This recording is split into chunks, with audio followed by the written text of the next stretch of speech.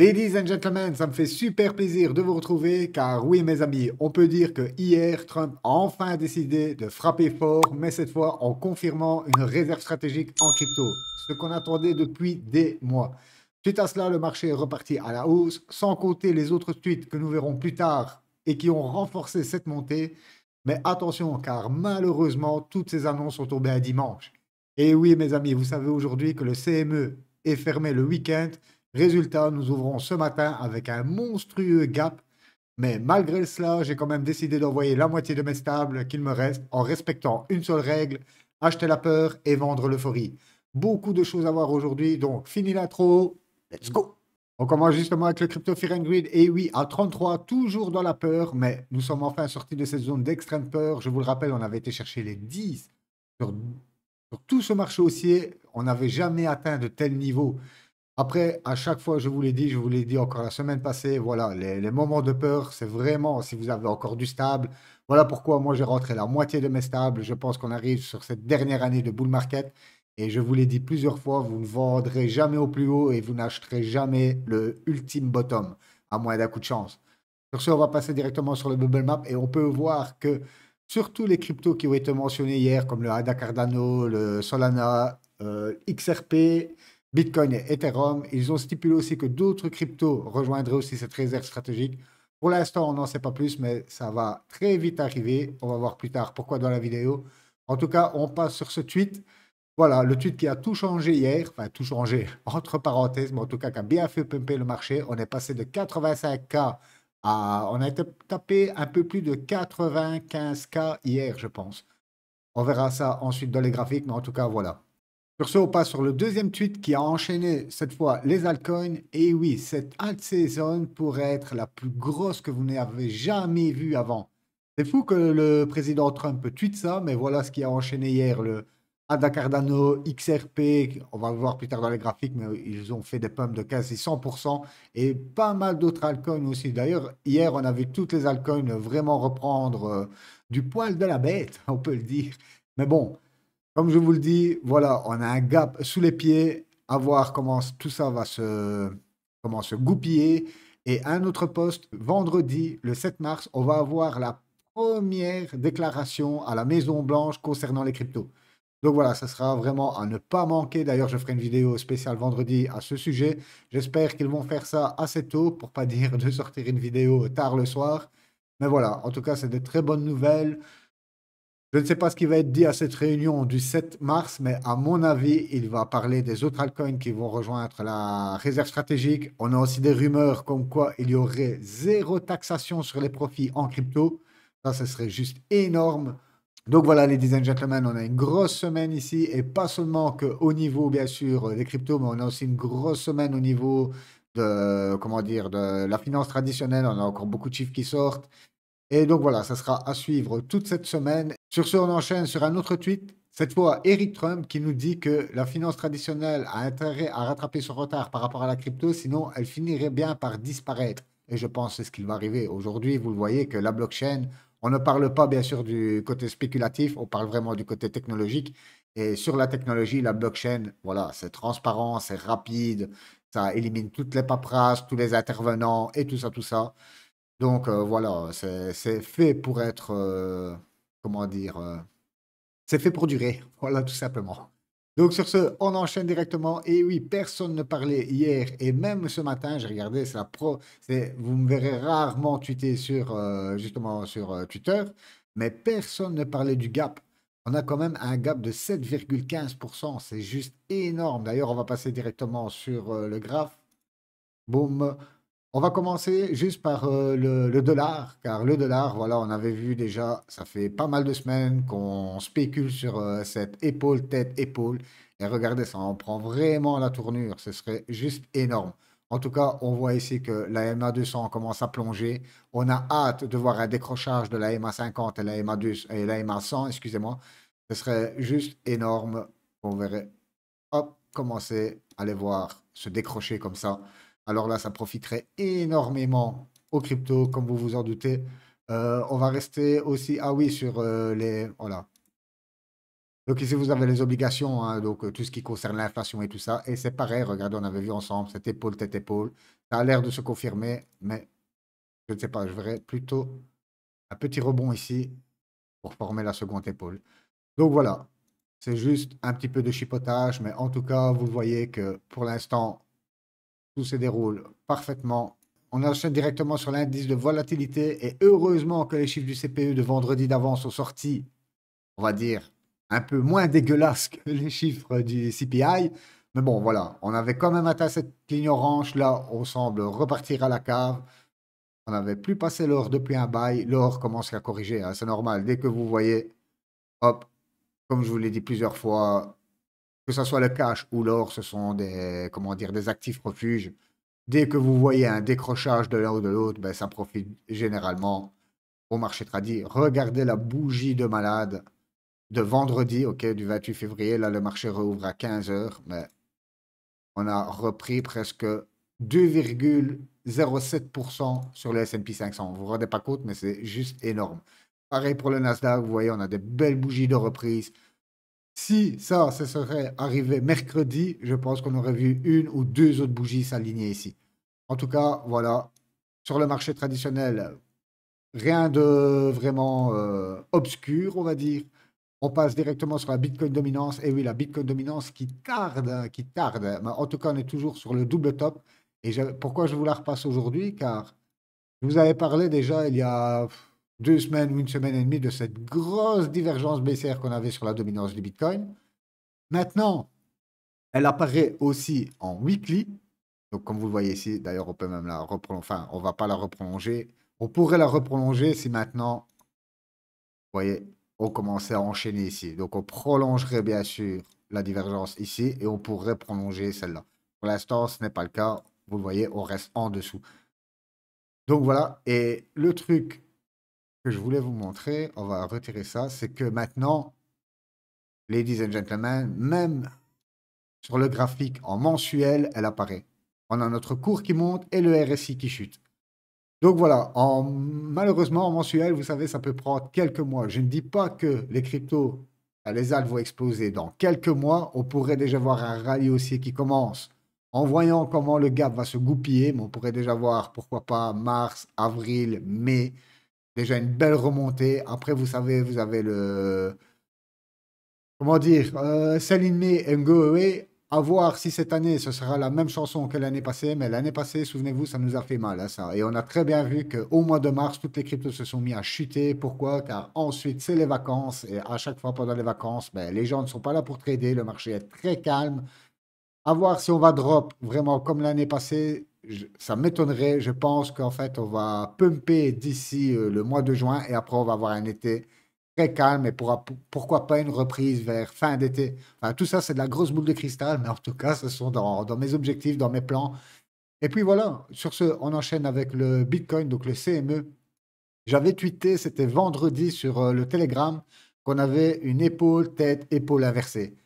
Hier, on n'a même pas eu le temps de construire cette épaule. Avec les annonces qui ont suivi, on a ouvert cet énorme gap. Et vous pouvez voir que le gap est de, voilà.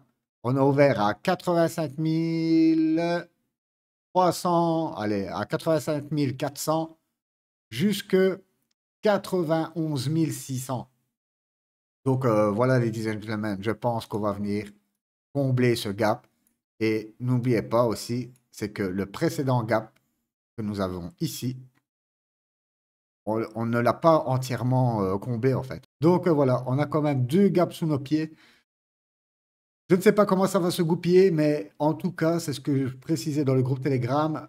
C'est un des plus gros gaps que j'ai vu sur tout ce marché haussier et même depuis le temps que je suis dans la crypto. Un aussi gros gap, les gars, on parle d'un gap, excusez-moi, quasi de 5, 6, 7, presque 8 000 $. C'est un truc de fou. Donc voilà, je sais que c'est une petite mauvaise news que vous ne voulez pas forcément voir, mais bon, on peut très vite remplir le gap et repartir à la hausse. L'important, c'est de vraiment de préserver le point bas qu'on a fait ici. Sur ce, j'enchaîne avec l'Ether. Et oui, l'Ether, ben, après avoir on va dire, méché légèrement sous la box, donc ici, je suis en 3D. Nous revenons encore une fois dans cette box.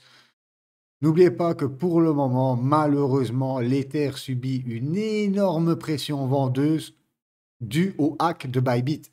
Car oui, le groupe Lazarus sont en train de vendre en ce moment les Ethers qui ont été scam sur Bybit. Je vous rappelle, c'est 1,4 billion de dollars en Ether. Ils ne vont pas réussir à tout vendre, vous vous en doutez bien, car je vous l'ai dit déjà la semaine passée, les plateformes s'entraident, ils sont en train de geler plein d'adresses, mais malgré ça, ils arrivent quand même à sortir des Ethers. Donc ils transforment, on a même vu qu'ils transformaient des ETF, de l'Ether avec des NFT. Donc voilà, ils essaient à tout prix de vendre leurs Ethers. Voilà pourquoi nous avons une pression vendeuse en ce moment. Et malgré cette énorme pression vendeuse sur l'Ether, suite à l'annonce, on avait quand même repris 23%, quoi. Mais si on passe en weekly, vous vous souvenez, ce graphe-là, ça fait des mois que je vous le passe. On est toujours en dessous de cet énorme support qu'on est venu briser. Donc voilà, est-ce qu'on peut encore mécher plus bas?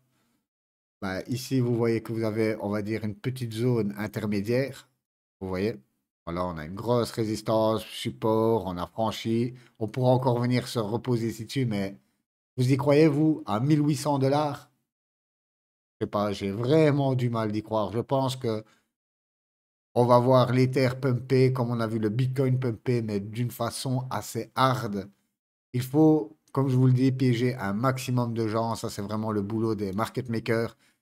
Voilà, c'est quand même bizarre que l'annonce est sortie hier, le dimanche, en sachant très bien que le CME est fermé, en sachant très bien qu'on avait un autre gap qui n'était même pas complètement comblé. Donc voilà, on a des bonnes news, mais malheureusement, on a cette petite tâche qui vient tout nous mettre des doutes. Mais en tout cas, voilà, trop de doutes, ça tue le doute. Donc voilà pourquoi moi j'ai renforcé. Et comme je vous le dis, nous sommes dans la peur. Je préfère renforcer dans des moments de peur que de renforcer dans des moments d'extrême greed. Alors là, ce serait vraiment le... Pourquoi pas acheter un top local. Donc voilà, ladies and gentlemen, on va passer sur le sol. Alors le sol, c'est pareil, bah, ça ne bouge pas trop. Comme vous voyez, on a eu une bonne réponse aussi. On va agrandir ici. Voilà, le sol, on a été bêché jusqu'à 125 $. On avait récupéré 44%. Ici, nous sommes toujours plus ou moins à 30% de reprise.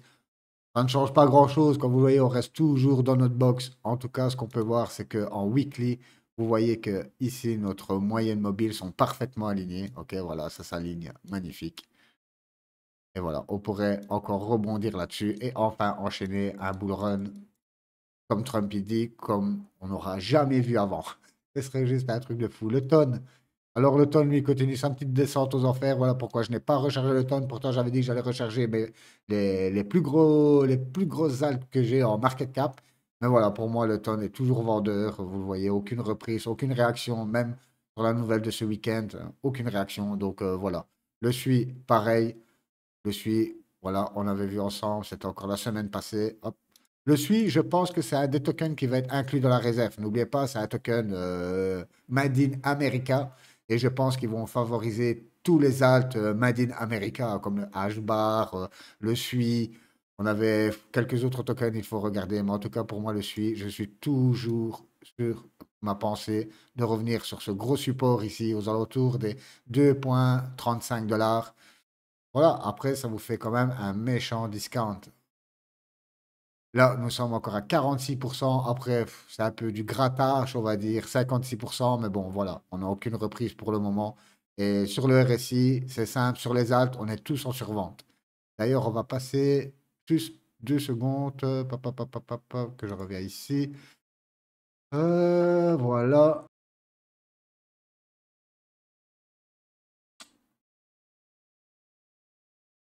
Voilà. On va repartir. Si on regarde en 4 heures, c'est normal que tout est revenu dans le neutral, hein. Mais si on met hop, à la semaine, vous voyez qu'à la semaine, oui, il y a déjà des Alpes qui ont bien récupéré, mais regardez, la majorité, les terres ici, hein, donc sont toujours dans la zone weak. On n'est plus vraiment en oversold comme nous étions les 2 dernières semaines. Mais voilà, vous voyez que la majorité des Alpes restent dans le neutral, voire dans le weak. Pour moi, c'est des excellents moments pour recharger. Je vous l'ai dit, nous sommes dans la peur. C'est très compliqué d'acheter quand tout le monde vend et quand tout le monde panique, mais Je vous l'ai déjà dit, moi, c'est sur ce marché haussier, c'est exactement ce que j'ai fait à chaque fois, c'est acheter la peur. Dès que le Fear and Greed, d'ailleurs, vous savez, pour ceux qui suivent mes vidéos maintenant depuis plus d'un an, à chaque fois que nous atteignions la peur, je rechargeais. Et à chaque fois, j'ai été content de mes recharges, quoi. Donc voilà, après, j'ai un peu FOMO aussi de temps en temps dans ce marché, mais tout le monde, voilà, on est tous humains, on a tous des émotions, et moi aussi, des fois, j'ai FOMO. Hier, j'ai FOMO avec toutes ces annonces. Voilà, je me suis dit, on est toujours dans la FIR, on a de bonnes annonces. Les altes que je voulais recharger ont pris des énormes claques. C'était pour moi une possibilité de lisser un maximum mon prix d'entrée, et c'est exactement ce que j'ai fait. Donc voilà, là, il me reste la moitié des stables. Si on revient combler ce gap et qu'on revoit encore une petite correction sur les altes, ben je rentrerai le reste de mes altes, de mes stables, et là je serai all-in sur le marché. Donc voilà, voilà. Sur ce, hop, on va repasser sur les graphes. Qu'est-ce qu'on avait? Donc moi j'ai rechargé iOS. J'ai rechargé principalement de l'IA. Donc en fait j'ai rechargé iOS ici. Si on repasse en daily, voilà, on avait eu ce pump. On avait repris sur iOS 35%. Donc voilà, j'ai rechargé ici quelque part. Il faudrait que je regarde précisément mon entrée, mais hier dans le groupe Telegram, on était plus ou moins ici. J'ai quand même réagi assez vite en voyant les tweets. Pareil pour OXO que j'ai rechargé aussi. Le OXO lui avait repris 43%. Donc voilà, on a rechargé plus ou moins ici à 0,08 dans ces eaux-là. Et je voulais recharger le GPU, mais ça, je me suis abstenu. Pourtant, hier, il repartait bien aussi. Mais pourquoi? Car je vous ai dit la semaine passée que j'allais recharger principalement mais les gros projets, quoi. Le GPU, on parle d'un projet, je ne sais même plus de combien de market cap, mais voilà, c'est des small caps, ça.